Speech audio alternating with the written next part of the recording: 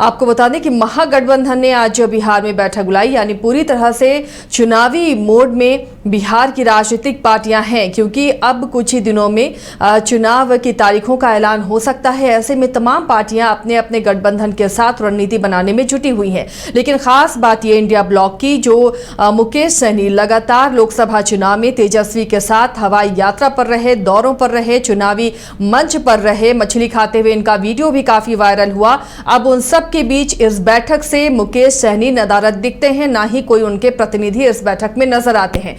तो इसके क्या मतलब निकाले जाए? क्या सीटों को लेकर सहमति नहीं बनी? क्या मुकेश सहनी फिर से पलटी मार सकते हैं? राजीव जी, जो आज की जो खबर है महागठबंधन को लेकर, मुकेश सहनी लगातार किनारा करते हुए नजर आ रहे हैं, तो क्या अब ये माना जाए कि अब किसी और पार्टी में, किसी और गठबंधन में जा सकते हैं मुकेश सहनी? कोशिश करेंगे उनसे दोबारा संपर्क हो। तो इंडिया गठबंधन की आज बैठक थी चुनाव को लेकर और लगातार मंथन हो रहा है सीट शेयरिंग को लेकर। तो क्या ये माना जाए मुकेश सहनी की पार्टी वीआईपी, क्या सीटों को लेकर जो डिमांड थी उनकी, वो महागठबंधन में पूरी होती हुई नजर नहीं आ रही है? क्या मुकेश सहनी एक बार फिर से पलटी मार सकते हैं?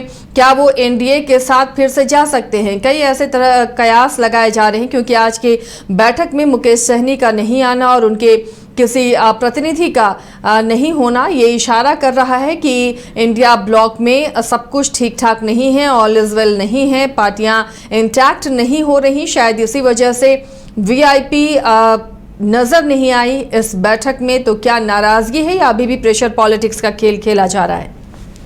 चुनाव को लेकर राजनीति भी बिहार में इन दिनों काफी गर्म नजर आ रही है। बयानबाजी तेज है, एक दूसरे पर जमकर प्रहार कर रही हैं पार्टियां, और इन सब के बीच अब गठबंधन में सीट शेयरिंग को लेकर भी माथापच्ची चल रही है। और सीट शेयरिंग क्या सही तरीके से हो पा रही है, यानी कि कोई नाराजगी ना हो और सब खुशी से सीट शेयरिंग को राजी हो, ऐसा होता नजर नहीं आता है अक्सर। लेकिन कॉम्प्रोमाइज करती हैं पार्टियां और उससे पहले होता है प्रेशर पॉलिटिक्स का खेल।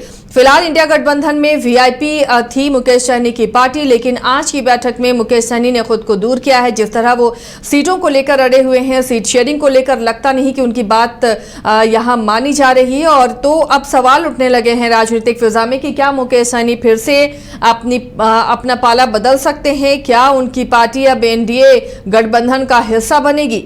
अब आने वाले दिनों में तस्वीर साफ होती हुई नजर आएगी। लेकिन फिलहाल इंडिया गठबंधन की बैठक में मुकेश सहनी का नहीं होना, उनके प्रतिनिधि को नहीं होना, इस तरह के कई सवालों को खड़ा कर रहा है।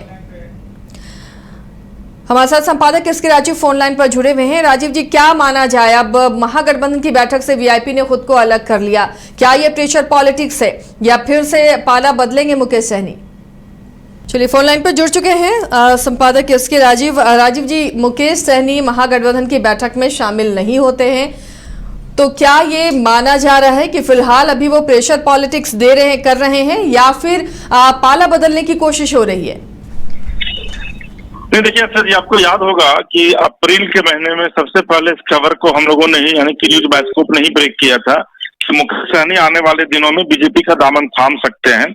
और कल मुकेश सहनी ने विधिवत एक ट्वीट किया और यह कहा, उस ट्वीट में यह लिखा है कि 60 सीट पर कम से कम उनकी पार्टी जो है वो चुनाव लड़ेगी और बाद बाकी जो सीट बचेंगे ये उसके बाद महागठबंधन के जो अन्य सहयोगी दल है वो उस सीट पर चुनाव लड़ेंगे। और साथ ही उन्होंने यह भी लिखा है कि चुनाव जीतने के बाद मुख्यमंत्री का चेहरा कौन होगा ये बैठक में तय किया जाएगा। यानी उन्होंने सीधे तौर पर यह स्पष्ट कर दिया कि 60 सीट से कम पर वो चुनाव नहीं लड़ेंगे। और तेजस्वी यादव जो लगातार यह दावा कर रहे हैं कि मुख्यमंत्री का वो चेहरा है महागठबंधन के, उस पर भी उन्होंने सवाल खड़ा कर दिया कि जब चुनाव जीत करके आएंगे कैंडिडेट, जब चुनाव जीत करके आएंगे उसके बाद विधिवत विधायक दल की बैठक में मुख्यमंत्री जो है वह चुना जाएगा। यानी मुकेश सहनी ने एक तरीके से महागठबंधन से किनारा कर लिया है। फिलहाल अभी वो दिल्ली में है, आज की बैठक में मुकेश सहनी पार्टिसिपेट नहीं करते हैं और उनके बाद जो नेक्स्ट मैन है पार्टी में वो भी इस बैठक में जो है वो पार्टिसिपेट नहीं करते हैं। एक प्रवक्ता को इस बैठक में भेज दिया जाता है।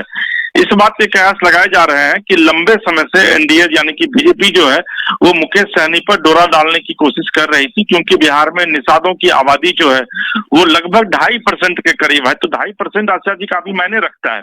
और यही वजह है कि इस बार का जो चुनाव है वो काफी दिलचस्प चुनाव होने जा रहा है। आप देख रही होंगी कि हर एक दिन जब सुबह मुख्यमंत्री उठते हैं तो एक ट्वीट करते हैं और उसमें कभी वो मानदेय बढ़ाते हैं, कभी वेतन में बढ़ोतरी करते हैं, कभी नई बहाली की वो घोषणा करते हैं, कभी बिजली फ्री करते हैं। तो ये चीज एनडीए को भी पता है कि इस बार की जो लड़ाई है वो काफी दिलचस्प होने वाली है, कांटे की लड़ाई है। लिहाजा ज्यादा से ज्यादा महागठबंधन के अगर घटक दलों को तोड़ करके अपने पाले में मिलाया जाए तो निश्चित तौर पर एनडीए जीत की ओर आगे बढ़ सकती है। और यही वजह है कि मुकेश सहनी को कुछ न कुछ ऑफर एनडीए की तरफ से दिया गया है, मतलब बीजेपी की तरफ से दिया गया है। और आपको यह भी याद होगा कि पिछले चुनाव में 2020 में भी आसिया जी मुकेश सहनी महागठबंधन के साथ थे और जब चुनाव की घोषणा हो गई थी उसके बाद उन्होंने पटना के एक होटल में प्रेस कॉन्फ्रेंस किया था और उस समय घोषणा की थी कि अब वो बीजेपी यानी कि एनडीए के साथ जा रहे हैं और फिर 5 सीट पर उन्होंने अपने प्रत्याशी को उतारा था। तो मुझे लगता है कि मुकेश सहनी लगातार जिस कोशिश में लगे हुए हैं कि एनडीए के साथ वो चले जाए, एनडीए के साथ उनकी बातें बन जाए, और बीजेपी भी इस कोशिश में लगी हुई थी। मुझे लगता है कि उसमें कुछ न कुछ डेवलपमेंट हो रहा है। यही वजह है कि मुकेश सहनी आज महागठबंधन की बैठक में न सिर्फ उन्होंने पार्टिसिपेट नहीं किया है बल्कि फिलहाल अभी वो दिल्ली के दौरे पर हैं। जी आसिया जी।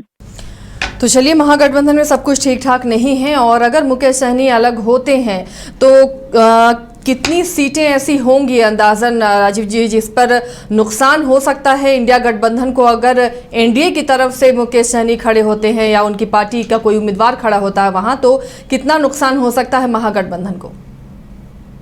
उत्तरी बिहार का जो इलाका है उसमें निषादों की आबादी अच्छी खासी है। हालांकि अगर आप पूरे बिहार की बात करेंगे तो मैंने जैसा बताया आपको कि 2.5 से लेकर के 2.9 तक जो है वो मल्ला जाति यानी कि निषादों की जो है वो आबादी है। ऐसी स्थिति में मुकेश सहनी चूंकि खुद को सन ऑफ मल्ला कहते हैं, यही वजह है कि उनको इस बात का पूरा भरोसा है कि जो 2.5-3% जो उनकी आबादी है वो उनको वोट करेगी। वहीं दूसरी तरफ आप देखिए कि कल संतोष सुमन जो जीतन राम मांझी के बेटे हैं और हम के अध्यक्ष हैं, उन्होंने विधिवत यह कहा कि भाई मुकेश सहनी की वहां पर उपेक्षा हो रही है और ऐसी स्थिति में मुकेश सहनी को एनडीए के साथ, हम लोगों के साथ आ जाना चाहिए और जो वर्तमान सरकार केंद्र में है उनके साथ कदम से कदम मिला करके बिहार में सरकार बनाने की कोशिश करनी चाहिए, क्योंकि महागठबंधन की सरकार बिहार में नहीं बनने जा रही है। तो आप अंदाजा लगाइए कि आज बैठक है और कल संतोष सुमन का ये बयान आता है। तो ये बयान ही अपने आप में यह बताने के लिए काफी है कि एनडीए जो है वो मुकेश सहनी पर डोरे डाल रही है और इस कोशिश में लगी हुई है कि किसी भी तरीके से मुकेश सहनी उनके साथ आ जाए ताकि कम से कम उनका जो वोट परसेंटेज है उसमें 2.5% 3% का इजाफा जो है वो हो सके। जी आसिया जी।